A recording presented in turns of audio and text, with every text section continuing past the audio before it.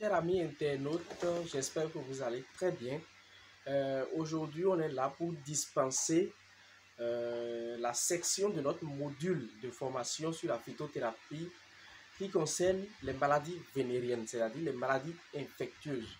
Les maladies qui sont induites par un corps étranger, ça veut être ce que vous appelez globalement un microbe.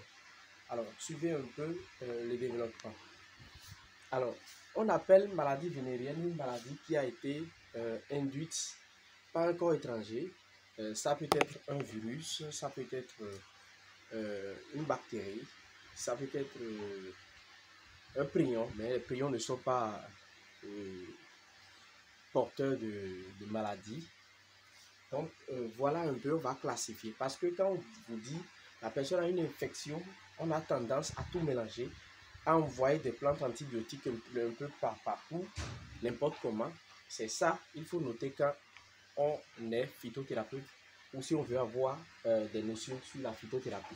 Alors, dans la classification des maladies vénériennes, il y a les maladies qui sont d'origine bactérienne, c'est-à-dire il y a des maladies qui sont causées par des bactéries.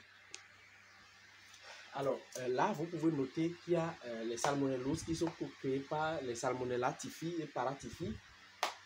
Il y a, comment on appelle, l'ulcère qui est créé par l'hélicobacter pylori.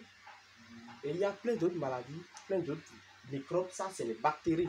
Il faut noter ça. C'est bien différent d'autres. Ce que vous appelez, vous les appelez globalement microbes.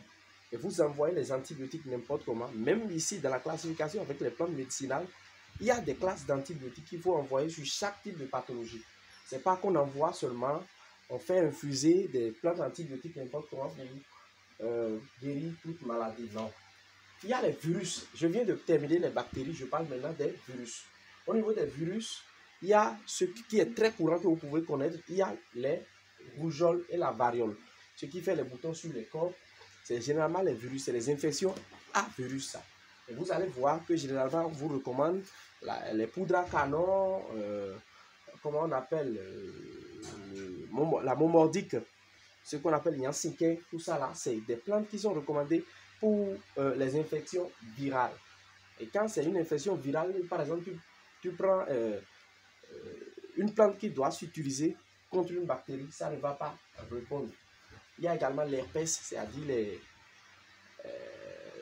trucs bizarres qui font des boutons sur les sexes. Il y a une infection qui fait ça, il faut faire des recherches dessus.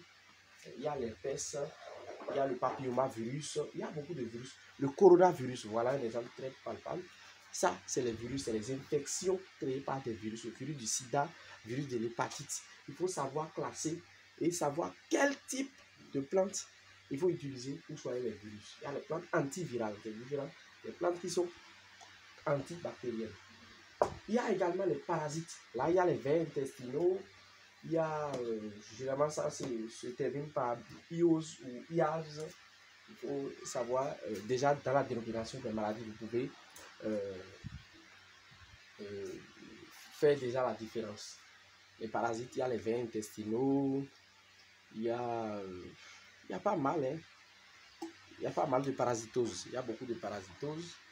Il y a même plus que le palud, voilà. Le paludisme, c'est une maladie qui est induite par un parasite. Donc, il faut savoir classifier chaque type d'infection. Donc, il y a la dernière classe dont je vais parler, c'est les champignons et les fongies.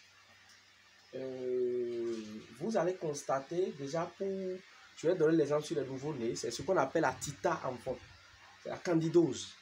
Et il y a également la candidose vaginale dont les femmes souffrent aussi quand elles mangent beaucoup de sucreries. Vous allez voir, il y a un type d'infection que lorsque vous en souffrez, que vous consommez plus de biscuits, de sucre et tout ça, il y a les leucorrhées là qui s'augmentent. Il faut savoir que c'est une infection créée par les champignons, parce que les champignons aiment le sucre. Ils aiment pousser un peu partout. Il peut y avoir des candidoses internes aussi, hein, pas forcément externes sur la peau, mais c'est beaucoup plus sur la peau, ils aiment, surtout quand c'est à la lumière. Donc voilà un peu la classification. Donc on ne saute pas pour proposer d'antibiotiques comme ça. Il faut voir ça appartient d'abord à quelle classe de maladie. Est-ce que c'est créé par un virus? Est-ce que la maladie a été induite par un virus, par une bactérie, par un champignon? Est-ce que c'est des fongies? Ou si c'est une maladie parasitaire induite par des parasites. Donc voilà un peu la classification.